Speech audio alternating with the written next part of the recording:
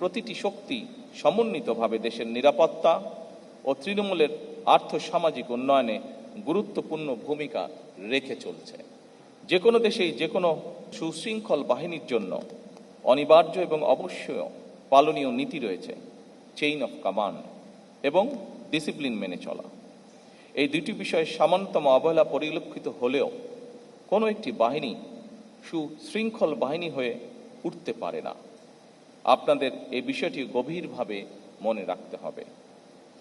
কোনো বাহিনীর মধ্যে ডিসিপ্লিনের অভাব পরিলক্ষিত হলে তাদের সম্পর্কে জনমনে আস্থার সংকট সৃষ্টি হয়।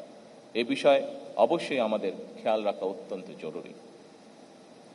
আনসার ও ভিটিপির 4টি প্রধান স্তম্ভ, ব্যাটালিয়ন আনসার, অঙ্গীভূত আনসার, থানা বা উপজেলা আনসার এবং ভিডিপি ও টিডিপি, এই প্রতিটি শক্তি সমন্বিতভাবে দেশের নিরাপত্তা ও তৃণমূলের আর্থসামাজিক উন্নয়নে গুরুত্বপূর্ণ ভূমিকা রেখে চলছে।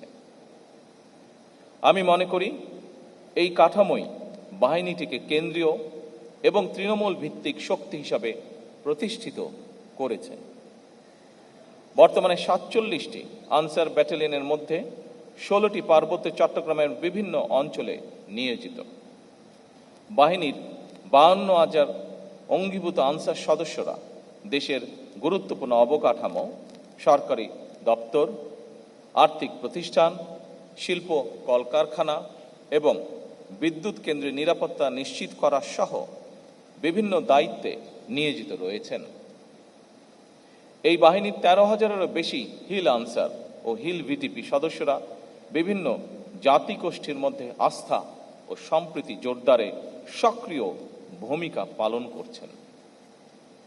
একই সঙ্গে দেশের প্রতিটি ইউনিয়নে একটি পুরুষ ও একটি মহিলা ভিডিপি প্লাটুন বাল্য বিবাহ প্রতিরোধ, নারী নির্যাতন মোকাবেলা ও মাদক বিরোধী কার্যক্রম সহ নানা সামাজিক উদ্যোগে সম্পৃক্ত থেকে জনসচেতনতা বৃদ্ধির কাজ করছে। একইভাবে নগর এলাকায় টিডিপি সদস্যরা শহরে নিরাপত্তা জোরদারে কার্যকর ভূমিকা রাখছেন।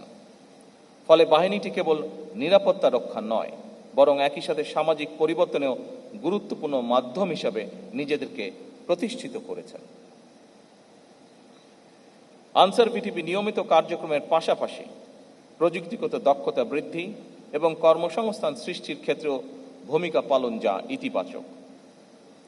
সঞ্জীবন প্রকল্পের মাধ্যমে গ্রামভিত্তিক উদ্যোক্তা সৃষ্টি, আনসার ভিটিপি উন্নয়ন ব্যাংক এবং ওয়েলফেয়ার ট্রাস্টের মাধ্যমে জামানতবিহীন ঋণ সহায়তা প্রদান এবং কারিগরি ও ফ্রিল্যান্সিং প্রশিক্ষণের মাধ্যমে কর্মসংস্থানের সুযোগ ঘটছে।